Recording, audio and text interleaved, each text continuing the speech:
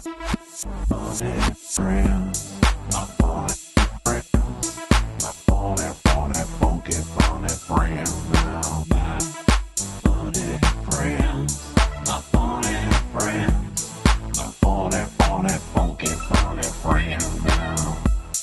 Drew Harrison and Will Abeles. Welcome back to, and I'll say it, Blair, another rendition of My Funny Friends. I have a new thing on my microphone, and you know what? Eventually, I'm going to acknowledge it. But right now, I'm going to acknowledge the one thing that matters in my life: my true love, the most handsome man on that side of the screen, Drew Harrison. Hello, Drew. Oh, thank you, buddy. I do like your new little doodad. It's nice. Yeah, but we sort of like talked about it. So now I'm like, oh, the continuity. But this will come out first, so this is the introduction to it. So, but I already introduced it. Well, you're reintroducing it. I get one new toy and I mess it up already. You got to enjoy things, man. I think you need to enjoy things more. All right, I'll enjoy things and let you know how that goes. Okay. Well, if you know me, you know one thing I thoroughly enjoy, and that's talking North Carolina comedy. What's that, Drew? It's not talking about Wilmington, North Carolina, and their it's fantastic. My happy place. Their fantastic comedy scene. We have a very special guest this episode, a guy near and dear to my heart, and just me and this guy looked at each other in 2016, and we both said we're the most underrated comics in this place.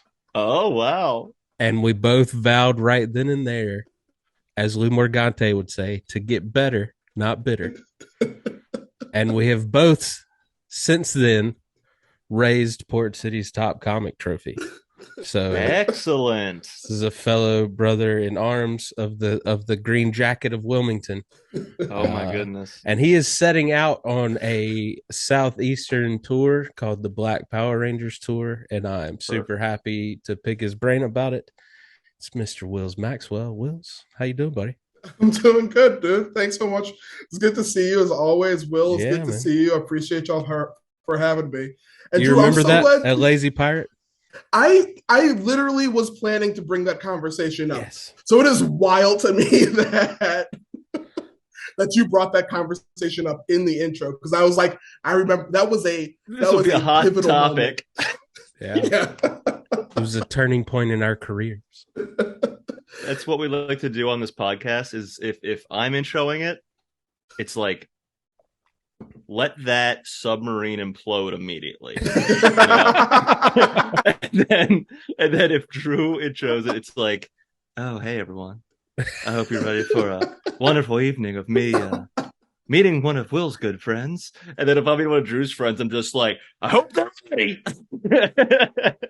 And then Drew comes back and he's like, God, buddy, we got nice things to talk about. I have to bring them up immediately. We got a nice yin yang type of flow here. It's nice. Well, I can't believe I'm sitting in the same room with two Port City top two of them. You flatter me, sir. Yeah. Just soak in our greatness, Will. It's okay. I can feel it. I'm like, yeah.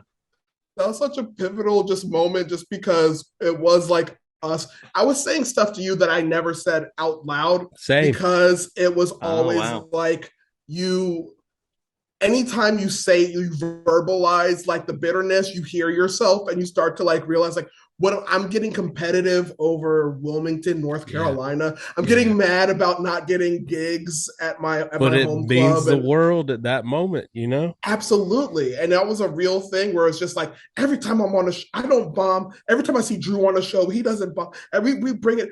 When are we going to get? And I think you won that trophy like 3 months after we talked about that. Yeah, that was that year. I put my head down. I was like, I'm gonna win this thing. A motivated Drew is the most terrifying comic in the entire country, and everyone thinks Drew's just like this kind, like, oh, I'll just let things happen as they happen. But if you just like light the slight, not even like people say like, oh, light a fire under their ass, they'll get motivated. You just sort of like do a little moment like that. We were like, I think we're pretty good, and Drew just goes, yeah. Why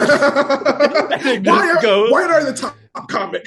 Goes and wins top comic. The worst / best thing you can do for me is tell me I can't do something.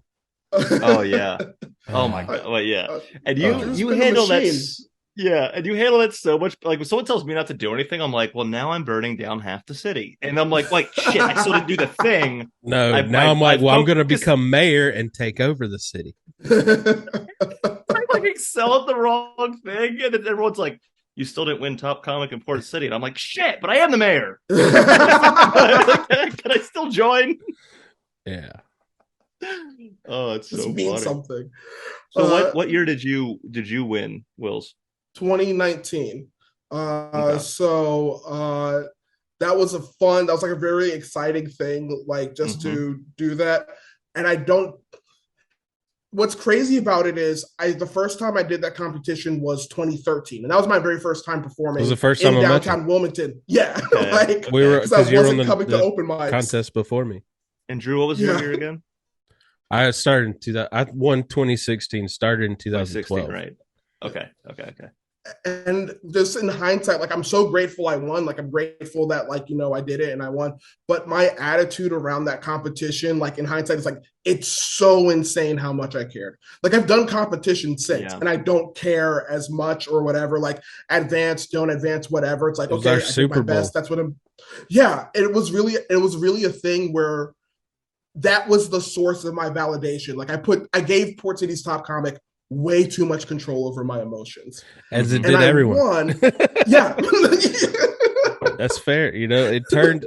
We were like everyone. You've witnessed it. You've seen people that come on this podcast. They're like, Wilmington comedy scene is so nice and friendly and welcoming. Yeah, it's like how I don't. Except for that one weekend out of the year where we're all just like, hey, ha. Yeah, good to see you. It's in like second place in 2017, and I was so furious. Like I think even there's pictures of me holding my second place certificate and like doing like the gritting fake smile just because I was so like dude who won that year, like that's his trophy. Like he won it. Yeah. He won that. But like I was so mad at myself and so mad in that moment. So and funny. Yeah, because you had a great set. Because I remember I hosted that year. Yeah. See, that's one of those things that, like, I will say this is a positive trait that I have, in that, like, let's say I want to win and I get second or third. If I get in that top three, I will make the entire world think that that's the best thing. Like I will take number 2 and be like number 3. Yeah. Nashville's Like exactly. When I got voted Nashville's number 3rd comic, that's awesome. Well. If you know the intricacies, just take it. Just be like, thank you. Yeah. It's a skill that I have outside of comedy to get number 3 and I will take pride in that. But then I took that and I ran so hard with it that everyone was like, "All right, we're not going to talk to Will for a year now." But I do love that competitive nature, and a lot of my friends, we didn't really have a competition in New York specifically that like I could connect to as a younger comic, right? And Boston had the Boston Comedy Festival, but that's such it's like a national competition. It's not really about Boston's best. Like, and I'm not knocking it. I'm just saying, someone from Denver literally won it, and I'm like, oh, that's not Boston Comedy Festival. It's the Boston Comedy Festival. It's two different. Right. It's the comedy festival in Boston. Like, yeah, it's a festival, not a competition, but it is a competition that is a festival. Yeah. But Philly was always like that, where like all my Philly friends, who I love very, like I don't have a single friend from Philly's comedy scene that I don't like, and they become just these lunatics, and it's like I'll see roommates talking shit on each other, and I'm like sitting between them on the couch, because I'm crashing at their place. So I do, I've, I haven't experienced personally, but I have seen it and I understand it where it's like, and then when comics hold themselves to a standard, I don't think that's a bad thing. Yeah. I think It is a like, nice, it was a nice yearly check-in to kind of see where you're at. Right. Sure. Because there's just so, like, and at the base of it, it was a sold out show in your home club where you could entice your friends that you burnt all those favors out many years ago. They knew enough buzz about it to be like, "Oh, you're in Port City this weekend? Of course." we got one more to do 5 years later. Yeah. Right. So, I mean, but you could. That would be the one show they'd actually come out and support you for the year. That is true. That is absolutely true. Which is crazy because the year I brought the least amount of people is the year I won it. That's the year I thought. Boy. The year I just went up. That's a humble brag. That's Dude, a humble brag right there. Just showing you my mindset is I kind of took the pressure off of myself. Yeah. Because I was like, it's a sold out show. I didn't bring anybody, whatever. Let's go have fun. Had no idea that the guy before me, shout out Troy Coleman, would alley-oop me the contest because I'd played a joke off of one of his jokes and the crowd erupted. And for like, it was one of those things where you can watch the video of it because I got it recorded. You can see me panic. I went from not caring to being like, I can win this. Like that freaked me out. I'm like scrambling to be like I think in mid set I switched the jokes I was gonna do to being being serious about it, to being like, you see me panic for a split second, be like, be serious, you can win this. And what's so I'm good, not taking a dive tonight. Yeah. No, it's mine now. Like, it's like I hope I took the low blow, but I'm going for it.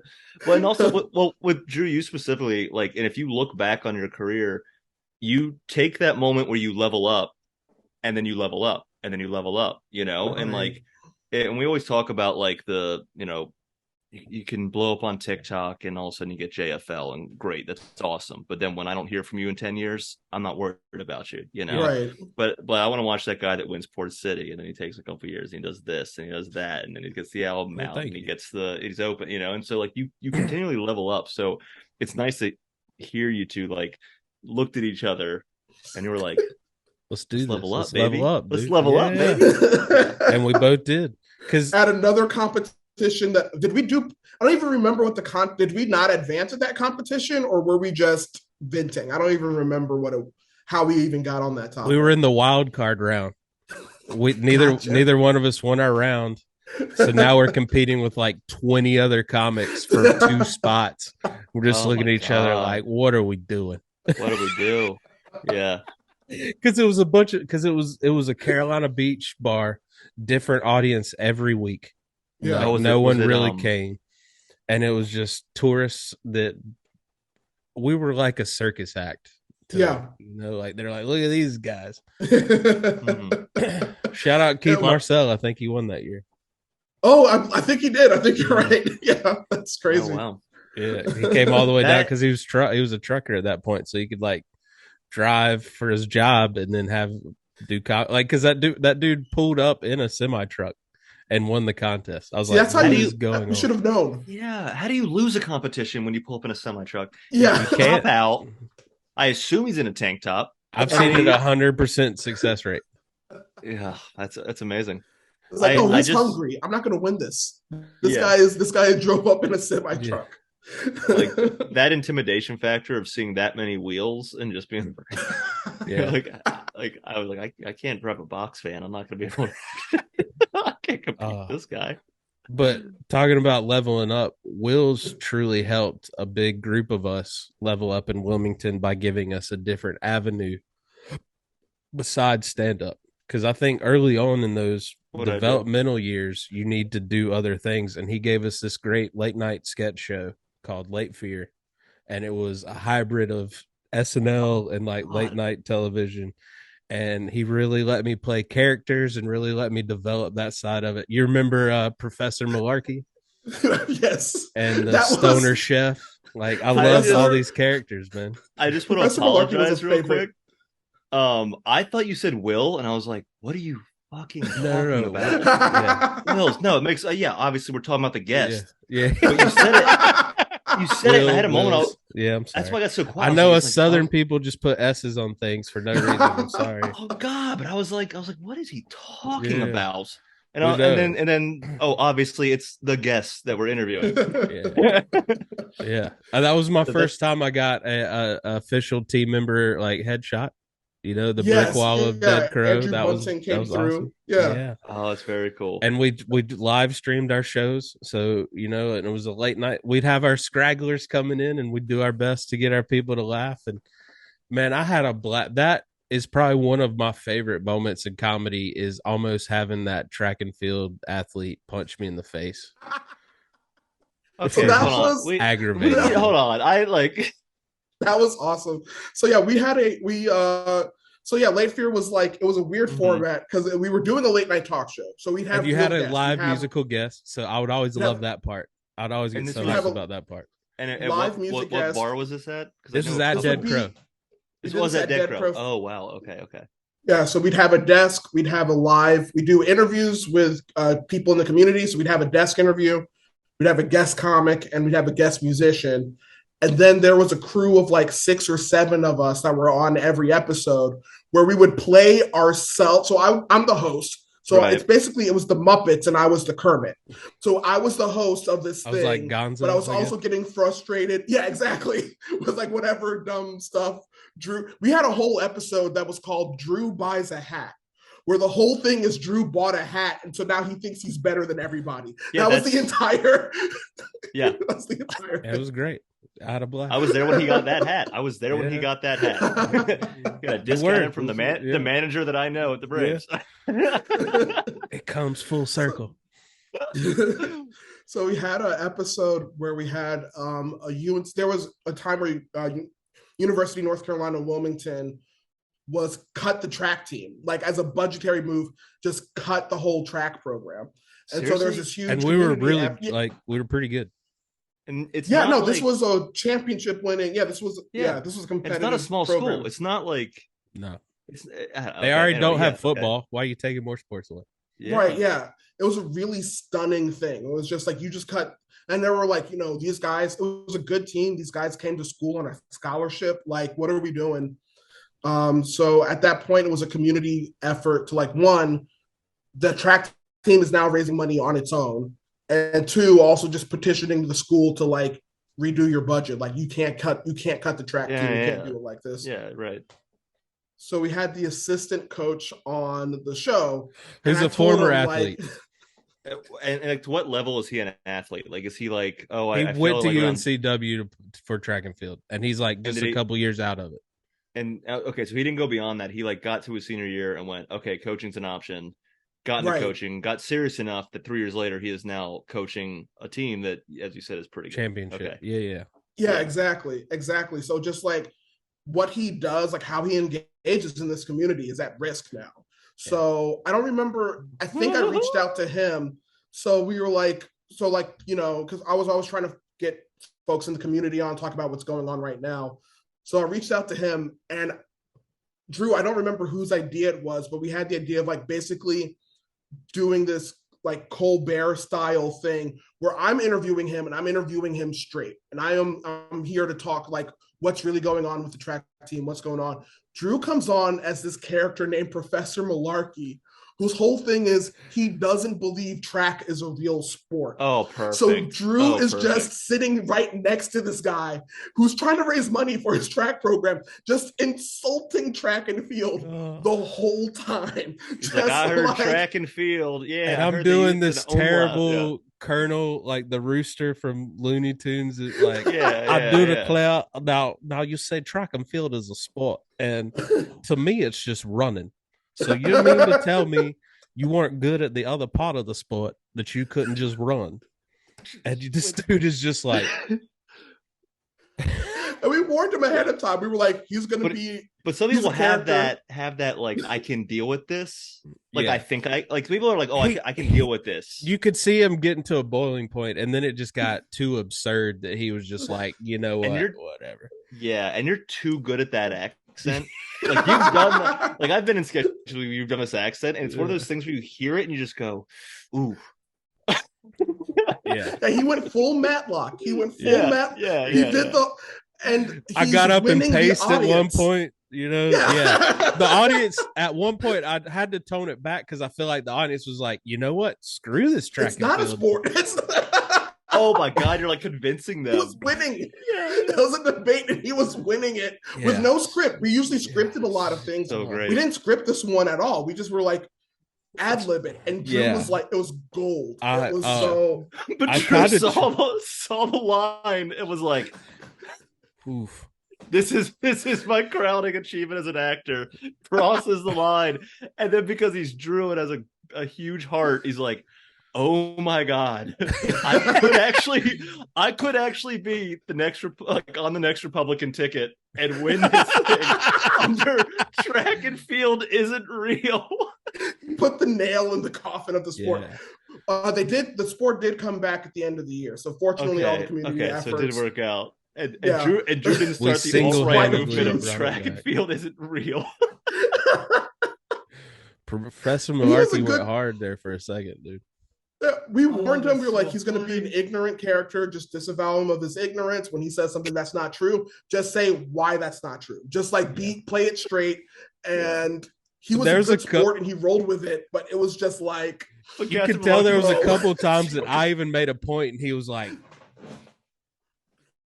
I don't even what you're trying to tell me the sport that everyone does to train for the other sports that isn't swimming is a sport. Yeah.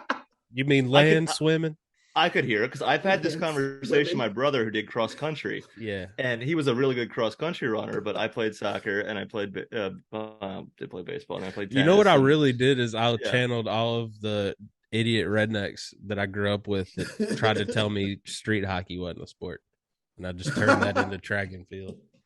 I don't know how you would say something like that's not a sport because it's like, I guess I don't think anything's is or is not a sport, right? Like if you're like, hey, I don't know, like grabbing bushes out of the ground with your bare hands from the root and floating into the air. Yeah, I was like, still take some athletic ability. Hedge toss, yeah. I'm like, someone's practicing that. Yeah. I can't do it. Yeah, it has to be a sport. So if someone's like looking at like street hockey. And they're like, "No, I can do that." It's like, I saw the Mighty Ducks ice too. Yeah. Right.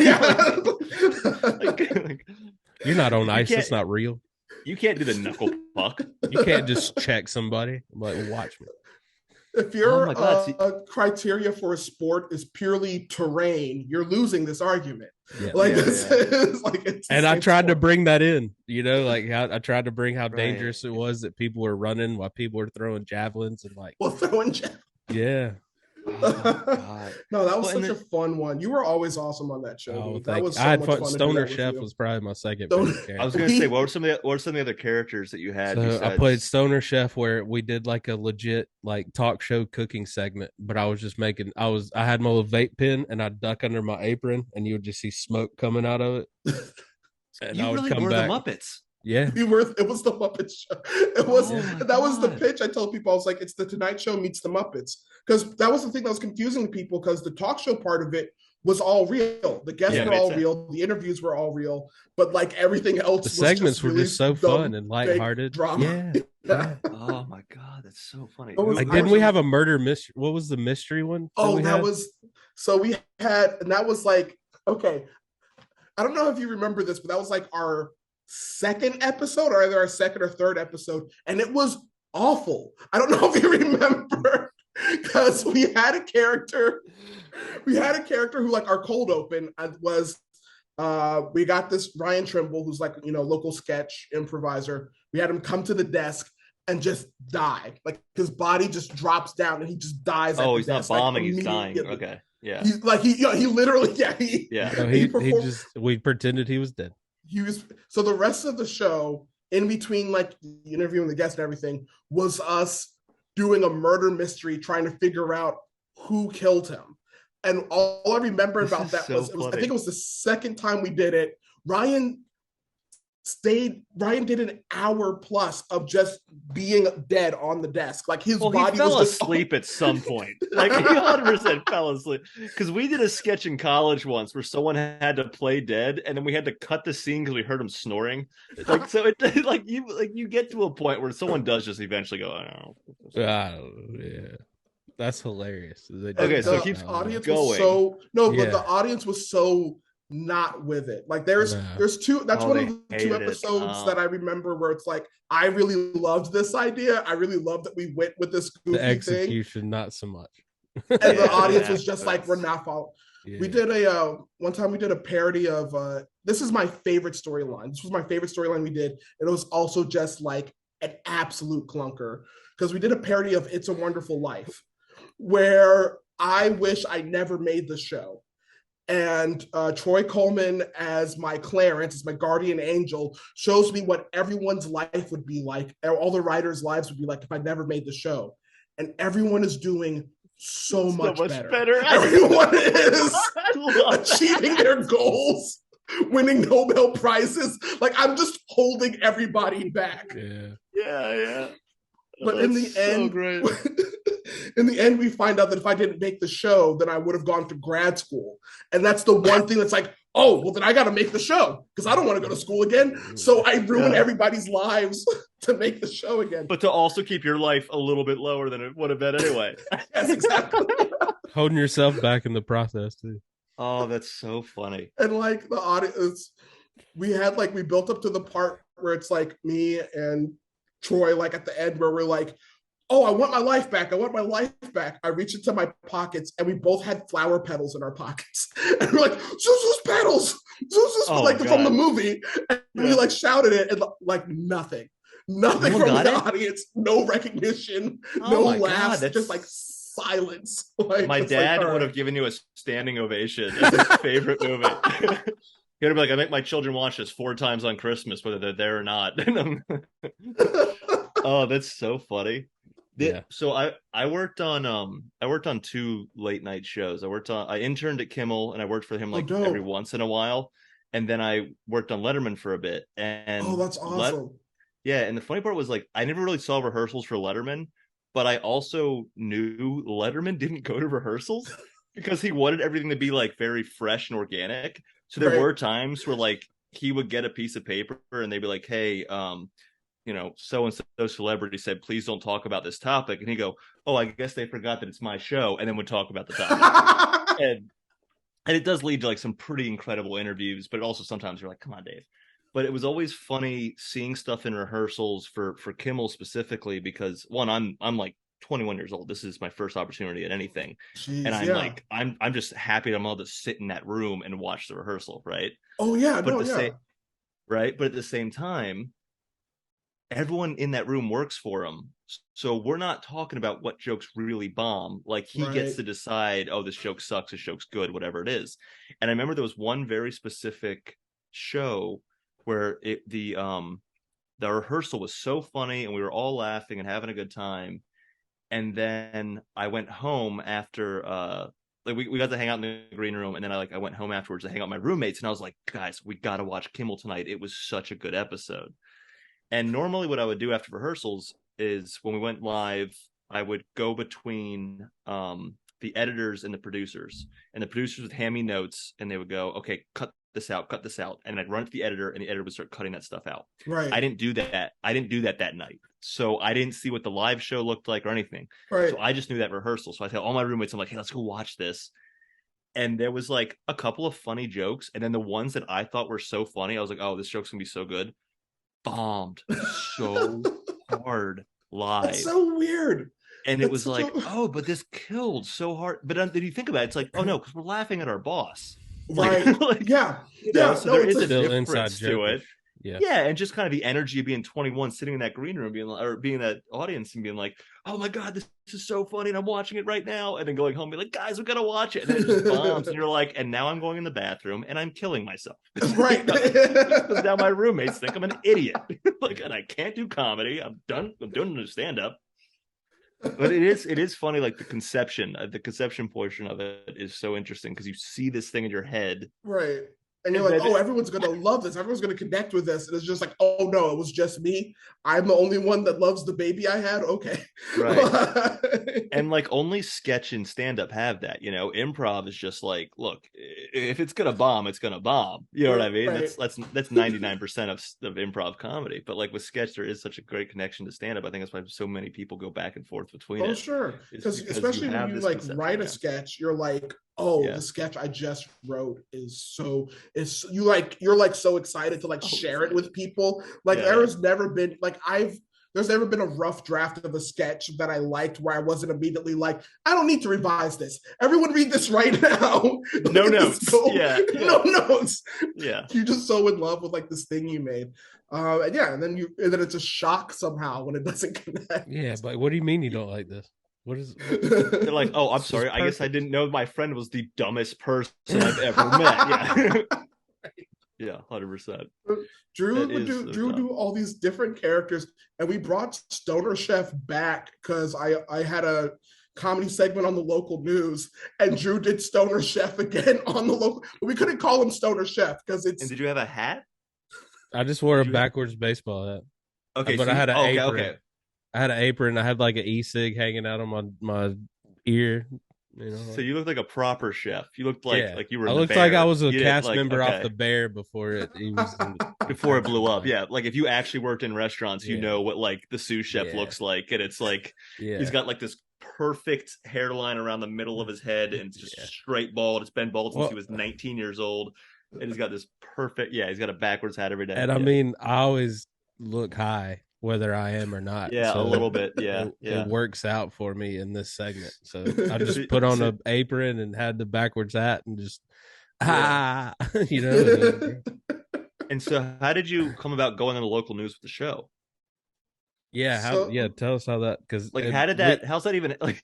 Another great avenue. Happen? Well, another great avenue Will's opened up for us. That you got to, and we even got to have a little character, like vote for your favorite character on the segment of the year. That was a blast. Yeah. Wilmington rules. Like no one does that. No one would be like, all right, now we're gonna really support the local scene here. It was wild. It was a wild thing. Yeah, I was a PA at the local news. I used to work in I worked in the film industry for like 3 projects, and then Wilmington's it was just huge like that. Yeah. And the year I graduated school was when the tax incentives left. So I literally had until the end of the year. And then for a little bit, I left the state. Like I worked a job in South Carolina, and like that's what everyone else that was working film was doing. Was they were just going where the work is. Like their house is in Wilmington, but they're going to go work in Atlanta for 3 months, work in Charleston for 2 months. And I didn't have that in me. I was like, I just want to be home. So I got into news. Yeah. And I worked at the news station, and the news director knew I was a comic. So one time he pulled me aside and he was just like, hey, how do we make the morning show funnier? Like, what can we do to make the morning show funnier? And I was like, well, what you could put me on it. I can make it funnier. It's like in my mind, the timeline is like Drew looks at you and goes, "We can be better." And the next day you show up at work and you're like, "Well, sir, if you want this station to be any good, roll me on." We're like, you know what? We're just going to do this ourselves. Yeah. That's great. That's awesome. The segment was called "What Did We Miss?" I did it for 5 years, and the idea was once a week I'd come on and I'd write like a 3-minute monologue, like reporting 3 different news stories. So it would be like, whatever the premise was, the stories that the station didn't cover. So it was just weird news. It was just weird. Whatever thing happened in Florida, whatever snake hunter couple, just like report the news, show footage, tell the actual story, but write jokes like Weekend Update style. And one thing we started doing once we got a nicer studio was, oh, great, now I can have my friends sit at the desk with me. So there was a story about, I think it was like the Tennessee State Fair or something. I can't remember. It was like it was a state fair food competition. It was a state fair food competition where they were competing to make like the tastiest, but also like most offbeat recipe to serve at a fair. Oh, so like pickled something. Yeah. Okay. Exactly. Pickled something, deep fried, whatever, like just filling the like. And so I was like, okay, that's the perfect time to bring Drew back as the stoner chef. So I reported that story. It was like, here to talk to one of the contestants. I think we just used your name. We couldn't say, there was no way we could have said stoner chef. This chef who may be under some kind of influence, but is definitely not smoking marijuana. Yeah, North Will's Carolina. did a great job of towing that line of be like, sir, are you okay? Right. Because people were always ready to email. That's the thing I still don't understand about local news is people watch it and then immediately email the news, like give their live reactions to the news over email. Didn't care for it. He seemed high. Yeah. Well, that is a podcasting thing too. Like, I mean, we don't. I mean, we get too many emails. Honestly, we had to turn the entire email chain off. And if you want to know what it is, no. But like, I listen to a lot of history podcasts, and it's funny how often that like people jump on and they'll be like, you actually said that in this state this happened.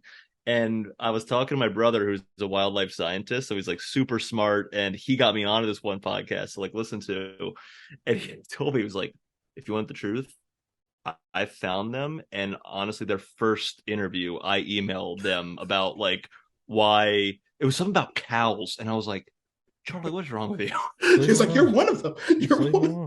But he told me, and he's like, I had so many like back and forth about it, but it's like people love to be like, actually, I don't know if but like that's the internet too, isn't it? You know, I mean, emailing a news network is the first tweet of like, I hate piss this. off the viewers. Yeah, that's so absolutely true, though. That's so. But also, it's so on funny. the flip side of that, I feel like when you were cutting up those clips, like I feel like you were putting those clips out on social media before social media really embraced the art of the clip. Yeah, there's one regret I kind of have, which I stopped doing the show like 2 years ago, and now I'm like going through the backlog and like cutting clips of it and throwing it on TikTok. So if you're interested, you can go on my willsmaxwell.com to watch the full episodes, or go to my TikTok to watch like each story at a time. I really wish I was doing that while the show was going, because I would cut clips, but like reels weren't a thing. I wasn't on TikTok. Like it wasn't. TikTok was for like children. Like up until right, 20, exactly. 20. No, I mean my brother was such a like he was an actual child, and he was like, you know what TikTok is? And I was like, stop. Like, why are you like? How do you have a cell phone? You know? Yeah. Who gave you that? Yeah. Yeah. Drew was like the first person I saw where I was like, oh, this is an actual thing. This is a real like tool. Because like before that, I never seen anyone share stand-up clips before. I'd never seen anyone like have their sound for stand-up used for other things. Like it was always that caught me up. That dancing. tripped me out the first time I saw that. Dude. I still can't believe that happened, because it's just like that is the TikTok mecca. You know, right. I mean, that's someone like, else doing your joke. You're just like, this is tripping me out. yeah. And it's so funny because like you're like the last comic that has any notoriety on TikTok that actually just does stories and jokes, and you're not just turning to be like, so y'all a couple? I've never like, and that's why I truly enjoyed my time on Late Fear and doing that news segment. Is I enjoy playing characters, way more than I ever would want to do crowd work. Oh my god, yeah. Yes, I would much rather explore a character on stage and really tap into that than ever be like, so what do you do? Yeah, like, it's I would do like crowd work. I would do crowd work as a character to see where that goes, and then it's like there's still some fun there. That's why I think Rory Scoble's so unique. Oh yeah, in dude. that you don't know when he's slipping in and out of what character, he is at that moment. Like, and he'll just do a special in a Southern accent, and he doesn't have a Southern accent. Yeah, and like the first time I knew that, I was like, I guess he does have a Southern accent. And then he was on Marin, and he was just like talking, and I was like, wait, that's how he actually does sound. And then Marin's just like, South Carolina, there, right? No, but he is from the South. That's why he can do it so well. But then it's like, I saw him on Comedy Central when John Oliver used to have a quick show. Yeah. Where he would like bring out like, and he did a German and he did a Southern Christian comedian. Yeah. Where the whole joke was just like, yeah, my whole thing is like, get out of comedy, get into the Bible. But he was like, but he transitioned from a German accent into that, and I was like, what does this guy sound like? Yeah. You know? No, I love it. I mean, like, don't But get me it's wrong. fun. I'm ready if someone comes at me. You know, Yeah. like I'm not lacking in that. Like worried about that, but I'm not. I Sure, don't you're want not to. going to fall I don't want to over. entice it. Yeah. Yeah, Yeah. that's not a Because we mode have, I have. they have everything to gain. We have everything to lose. Yeah, Yeah, you're not doing the exactly. like I've just finished my 10 minutes of material that took me 4 years to write. Now I have 20 minutes of crowd work to like figure out. Like you're not just like, so anyway, who's from the South? And you're like, Right. we're in North Yeah, Carolina. the most I might ever do is have that opening line of who's done this and get someone to Right. be like, woo, and then Yeah, that's all I yeah, want like from you. like anyone here had sex And I've before? stopped doing That's that always- because I yeah, feel yeah. like everyone's ready to talk to you now. So I don't even Well, do that. especially people Yeah. think that's what a comedy show is. People who've never Yeah. been to a comedy show think Yeah. that a comedy show is a chance for them to go get interviewed in front of an Yeah, audience. yeah. I want to be on and- his TikTok. Right, Yeah. exactly. Yeah. And I dig everyone who's like does crowd work and is good at it. I dig that. I will Yeah. enjoy those shows. I will Hats dig off those to you. clips. Sure. But there's just guys who like aren't good at it or don't know how to do it. Yeah. And then they're like, "Well, did you write? Like No, pulling teeth. I'm just gonna go do it." It's like you're watching a magic trick. That's a magician. You can't just go saw a person in half. There's a method to what they're doing. You've got to learn how to saw a person in half before you just walk on stage with a lady and a saw. For sure.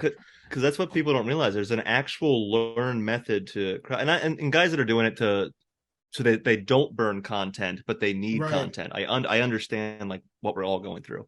Sure, but there is an actual like I don't want to like there's like an actual art to doing good crowd work, and that you have to basically trick them into saying what you want them to say. Yep. Right. Because you already have so many things already, like they're already up there, they're in the chamber, they're ready to go. You just have to get them there to say it.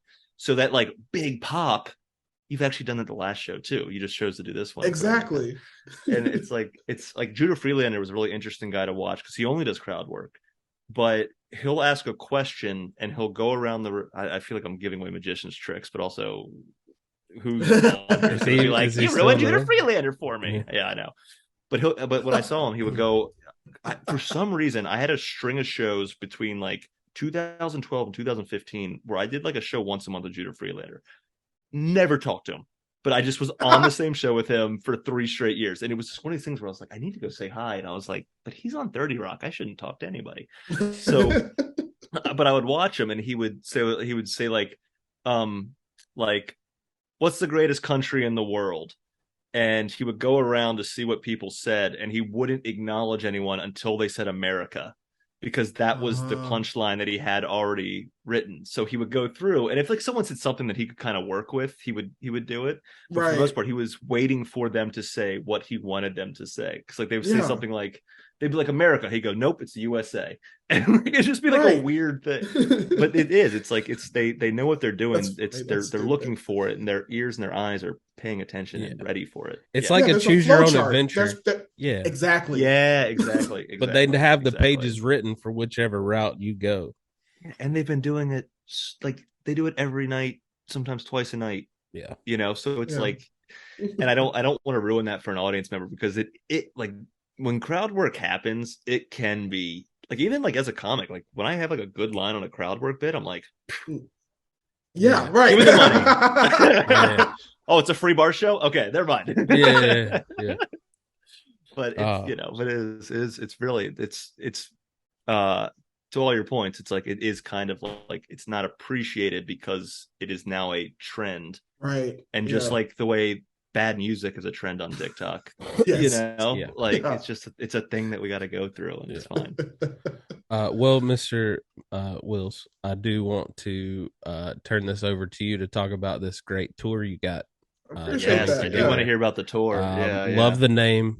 I don't want to say it because I want you to spring it on us. But so this year is the second year of the Black Power Rangers comedy tour. Yes. Super excited. So we did it last year, and it was like we did 4 cities back to back. It was so much fun. And it was basically from the time we were like, oh, let's do a tour called Black Power Rangers. to the time we got on the road was like a month. It was literally like we put the whole like we like my wife like helped me like find that's venues. Actually like pretty tough. Yeah. It was a whirlwind. That's great. Yeah. So this year we're doing more cities, but we announced it back in April. We got way more time to actually plan these things out. But yeah, it's me connecting with Brandy Roberts, who's a super hilarious comic out of Raleigh. Yeah. This year, we've got Matt White on the show as well. Matt, another Wilmington, Raleigh, North Carolina favorite. Cordero Wilson and Gerard Fortune, who were in the Wilmington scene with us and now in New York. The very first episode of My Funny Friends. Oh, friends of the pod. Friends of the pod, Cordero and Gerard. And Jordan Sentry, who's super funny guy out of Charlotte. Really I finally got to work with him at Nickel Point, Tyler Wood show in Raleigh, and he brought the house down. He's insane. He's insanely hilarious and charming, and he does music video commentary on Instagram and TikTok, it's so funny. Like the writing is so on point. Yeah. So yeah, it's basically us. This year we're doing 10 cities, but the whole idea of it is it's an all black lineup going into these spaces and in a funny way, talking about what it's like to be us, talking about what it's like to be a Black person, specifically a Black person who lives in the South. Because I grew up in North Carolina, so and I love it. Like I love North Carolina, but it's also this weird thing where my whole life I've existed around Confederate symbols. Like I'm living in a place where that used to have slavery and still has people who kind of want to defend that legacy and keep that history going and insist that it's not out of hatred. And there's just a thing where you don't want to engage with somebody on that and assume like, oh, well, you're a racist, you're doing that. Because there are people who there are those. There are several of those. Yeah. But there's a few. They all ended up at the Capitol. Even though half of them, like their ancestry was Scandinavian, and they're just, they were in the country until like 1875. Ain't even real racist. Ain't even real. So several of those real racist. Funny argument that would be. You're not even you weren't a Confederate. You have no grounds for your racism, sir. You're not even a real racist. You're not even a real. I love the idea of racists discriminating against other racists.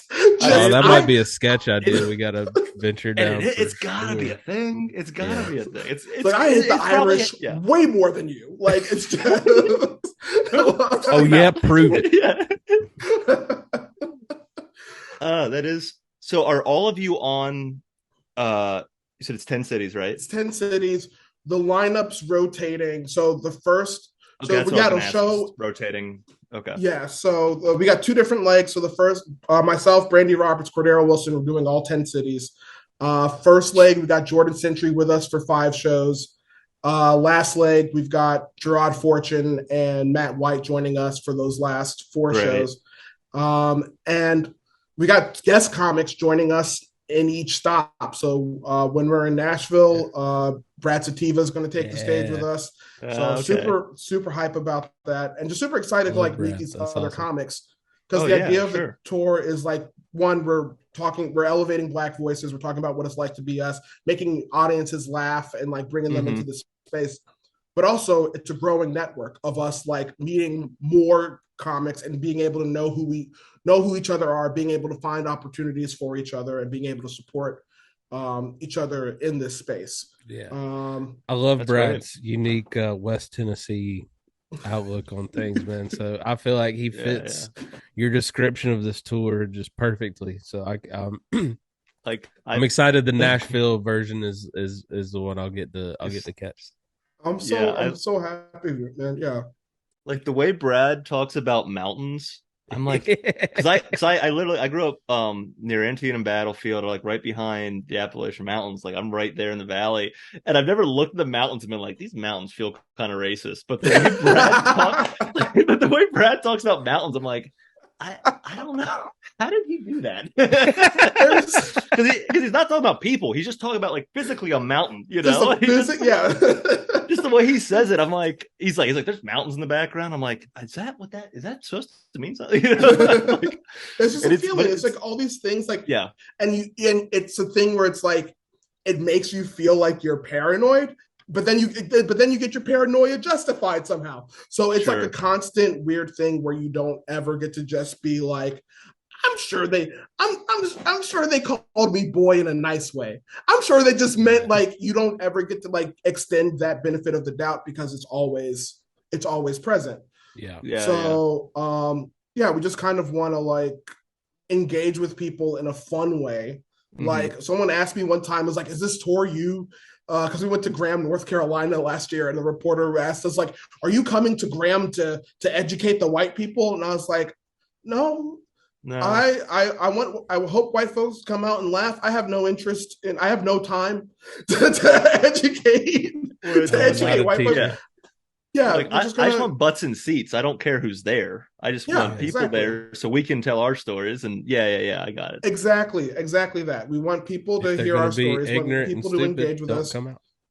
Yeah, and that's another point of naming it Black Power Rangers, because we've moved into a space now recently where things are getting more politicized, divided, and I'm running into more heckles at shows than I used to. More people who want to debate race in America with me in the middle of a show. So it's like the name of the show is Black Power Rangers.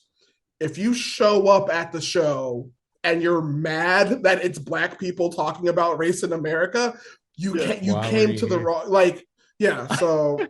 And that's not all we talk about. We're nerds. We talk about different like nerdy topics and pop culture topics. We talk about different, like, we're doing our, observational humor, but basically it's just like, you're going to see a lineup of 5 Black comics, 6 Black comics, whatever. Mm-hmm. Each one of them is going to be different. Not a single one of us is the same. You guys have all such a different perspective and style. It's great. It's such a fun lineup you put together. How did this lineup naturally like just come to be, or was it just a collective of people you've worked with over the years? Like how'd the group come together? Last year, we had Cordero, Gerard, Brandy, were on the road with us, and those were all people who like, as long as I've known Gerard, we always talked about one day we're going to go on the road together. We even had times where we were like, this summer, let's go on the road together. This went like we would say, and then nothing would happen. So it's like, okay, we're doing a tour. I got to at least ask Gerard. I got to at least ask Cordero if they can make it.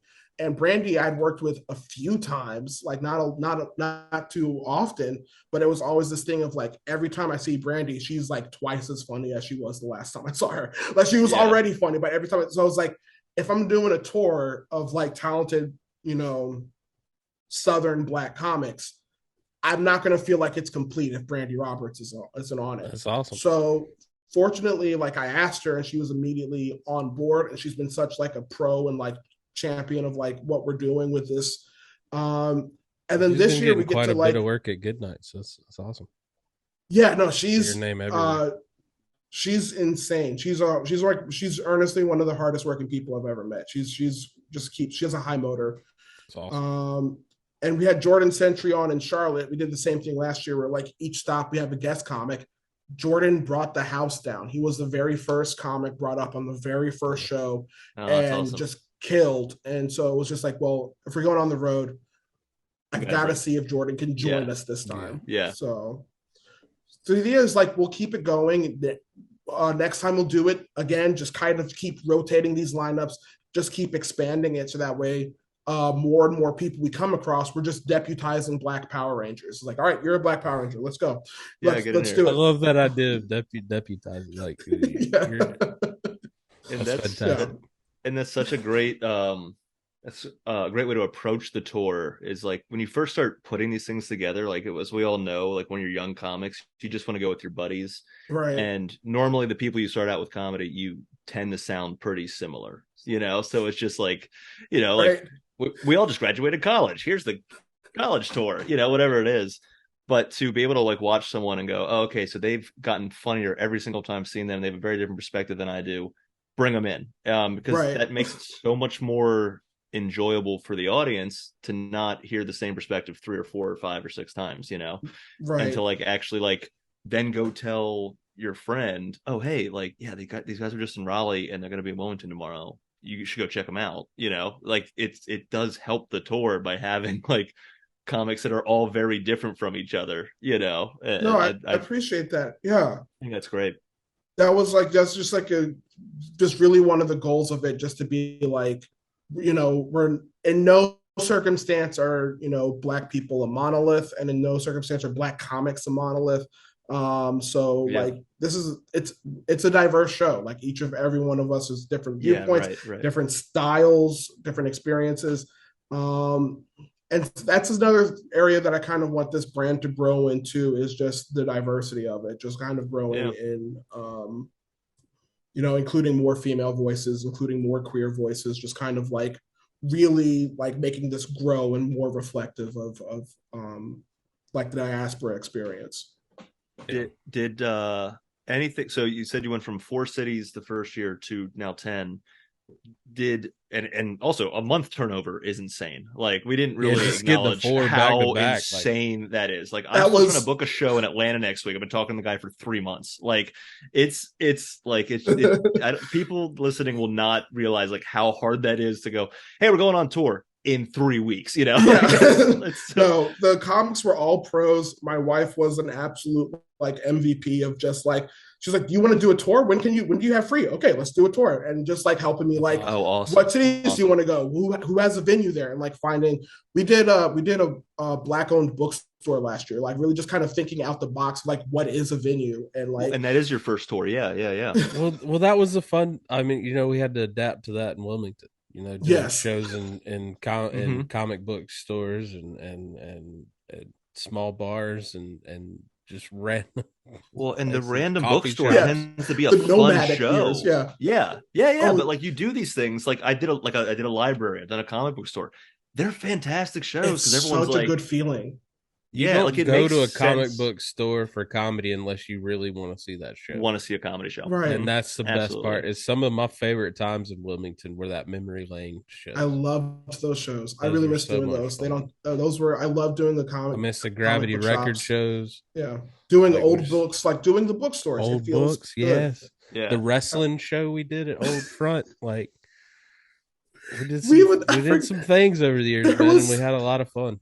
There was a summer where there were so many comedy wrestling shows. I was like, is it a wrestling show? Were you on the one at City Stage, the Royal Rumble? Yeah. I got took Cool Whip to the face and then had to go do Sex Toy Battleship across the street, smelling like week old Cool Whip. It was. Have you explained what Sex Toy Battleship is on this podcast? Yeah. Okay.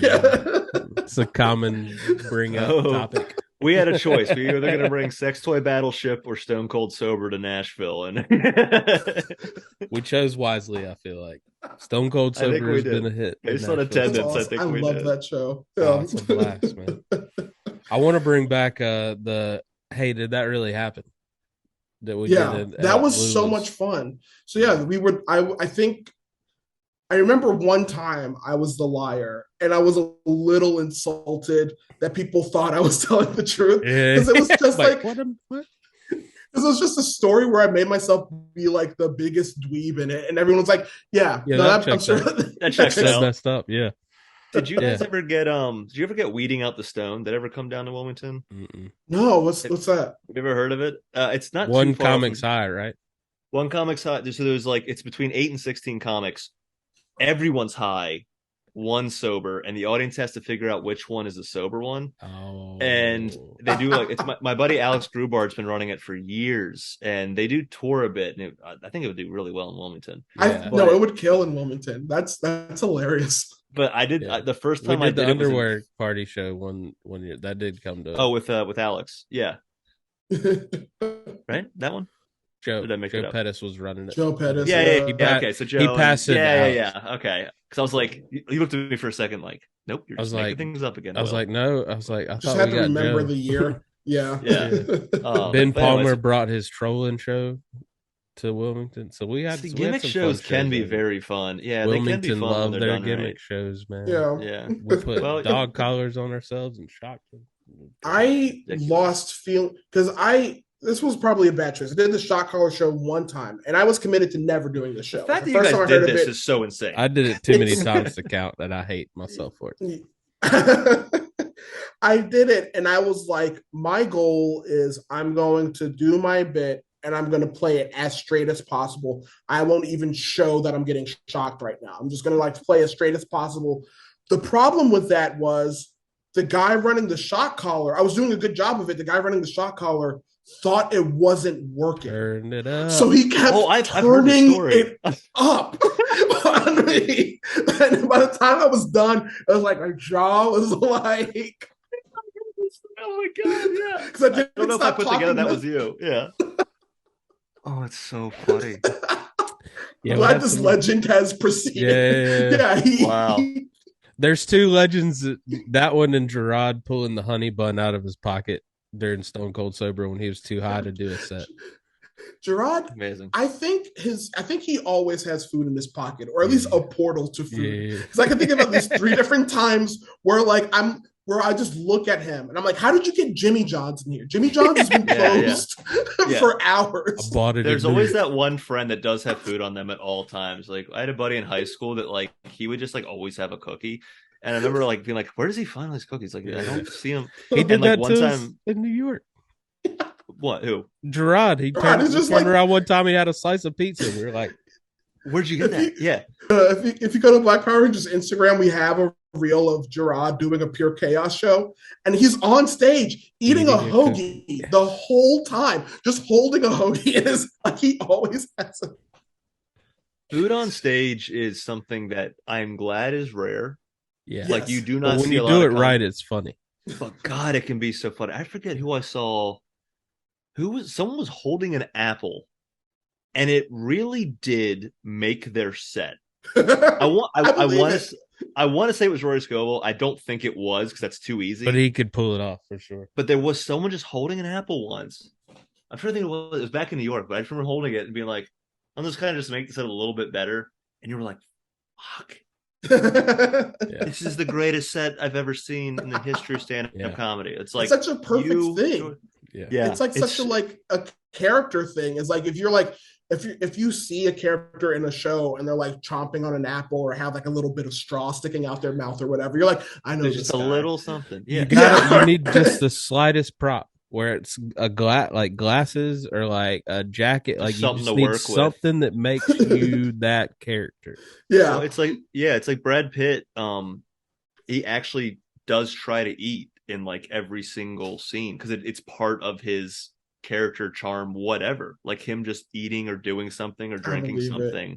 And like, so now that I've said that, anytime even in World War Z, he's going to be sprinting from zombies, but you will notice that he's just like eating a pear. Yeah. I need some nutrients. Oh, God. But he is always constantly eating. Yeah. All right. That's wild. Where can people find info and tickets and dates and all that good stuff for the Black Power? So where are the 10 cities? What are the 10 cities? So by the time this comes out, Raleigh would have happened already, and that's like our fun like preview show. But August 15th is when we start going on the road in earnest, going one show after another.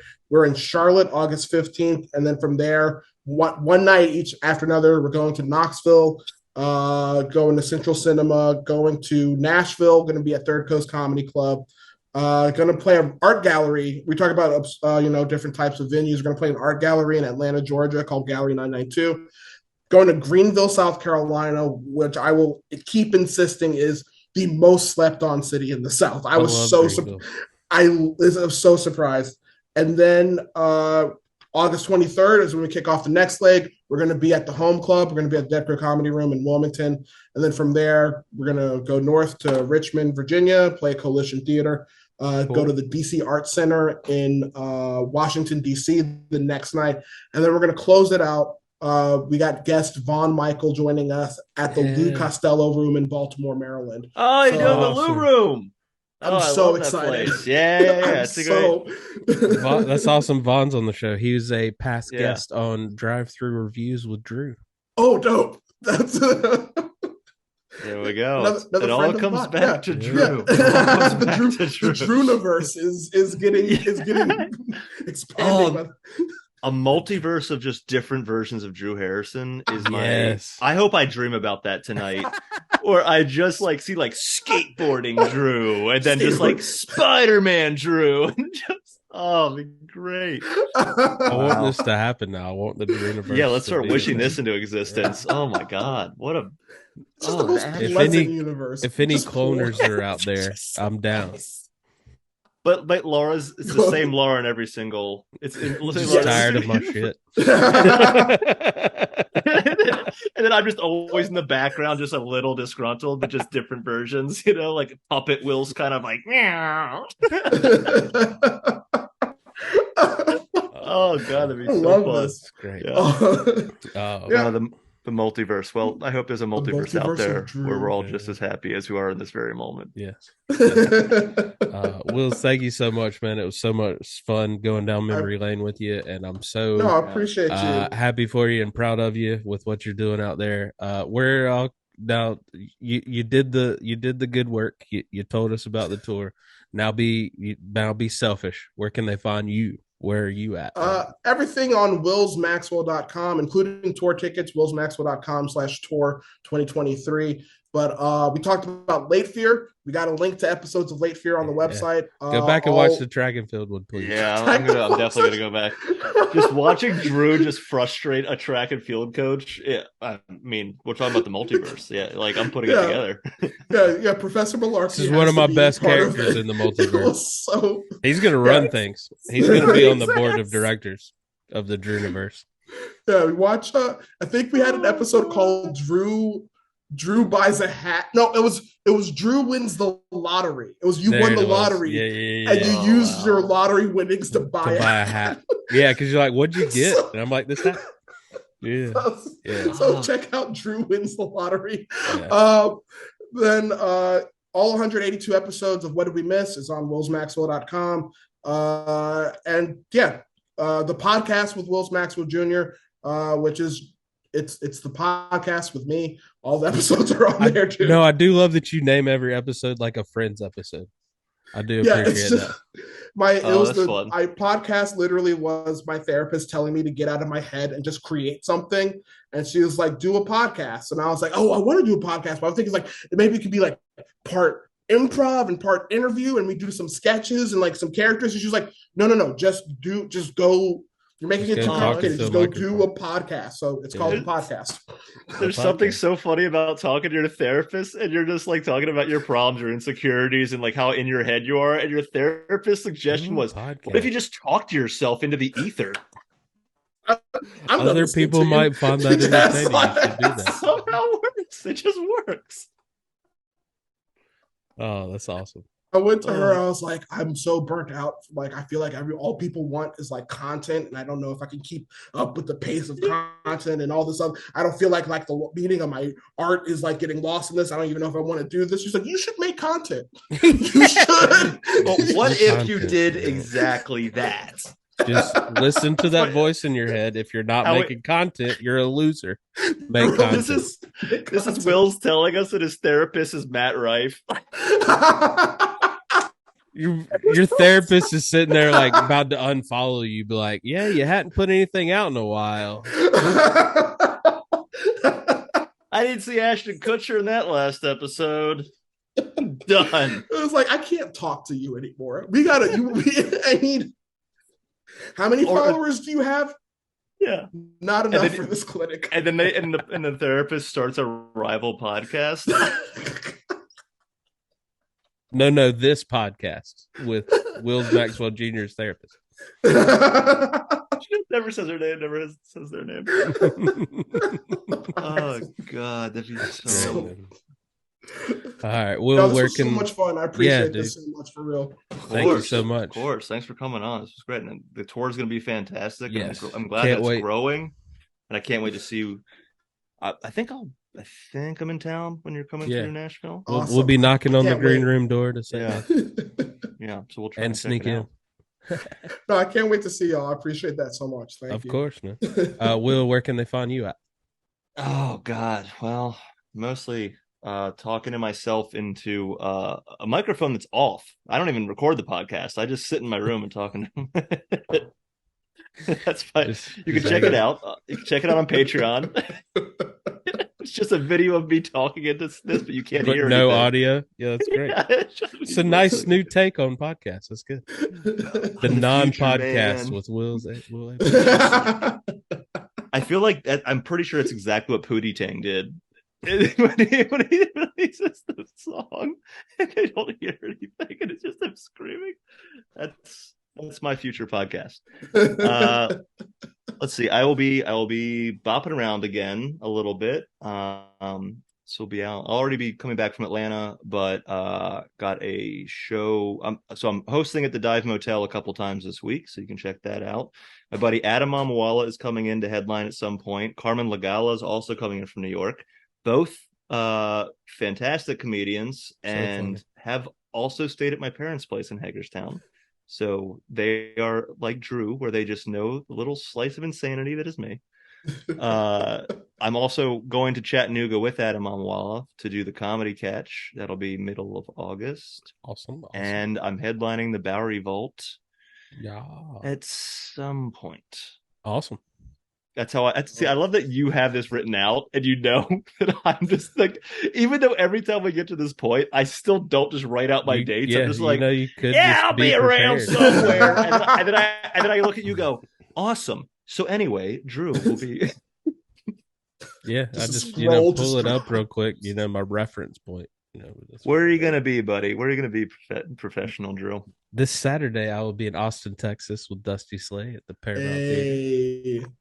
So I'm excited about that. Doing Don't Tell that I'm not supposed to tell y'all about, so don't tell nobody. The following week. Check out DrewHarrisonComedy.com for more dates.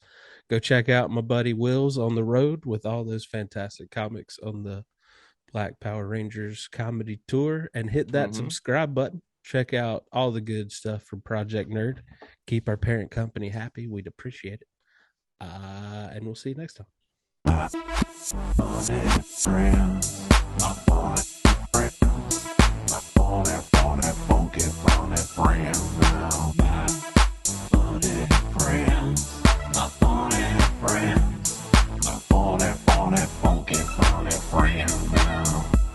Did Project Nerd make that?